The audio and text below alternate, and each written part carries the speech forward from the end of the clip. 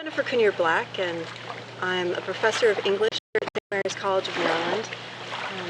I was asked to prepare a creative text for this summer's celebration of the 375th anniversary of the founding of Maryland.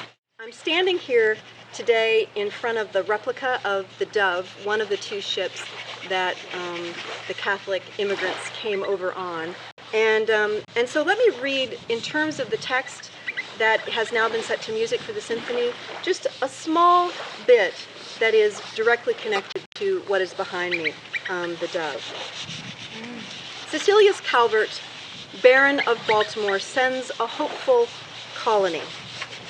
He instructs his colonists that no person whatsoever will be in any ways troubled in his or her religion or compelled to any religion against his or her consent. In Terra Mariae, Catholics and Protestants together will seek and share the fruitful earth. Together they will found Maryland. To the sigh of the wind and the surge of the sea, the hopeful colonists set sail from their Isle of England on the 22nd of November, 1633. Their good and gallant ship is called the Ark, their pinnacle, the Dove. That's just one small section of the text that has now been set to the symphony that you will be hearing during the River Concert Series on June 19th and June 20th. The language for that text comes from a number of different sources. Part of the source material is Father Andrew White's narrative that he writes about his experiences traveling from England to the New World and working here in the new colony, establishing St. Mary's, City of Maryland.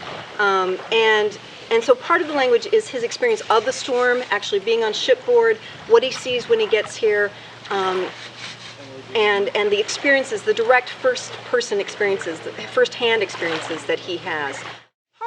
Part of the narrative that I'm talking about is this hopeful narrative. I quote a little bit from Margaret Brent, who is this woman who asks for the vote in the early 17th century. I quote a bit from documents that talk about Matthias de Souza, who is an indentured servant, not a slave, and an African, who for a brief moment sits in the assembly here at St. Mary's City. And so I had an interest in trying to think about a plurality of experiences, genders, races, ethnicities that are coming together to form this new city, this new world.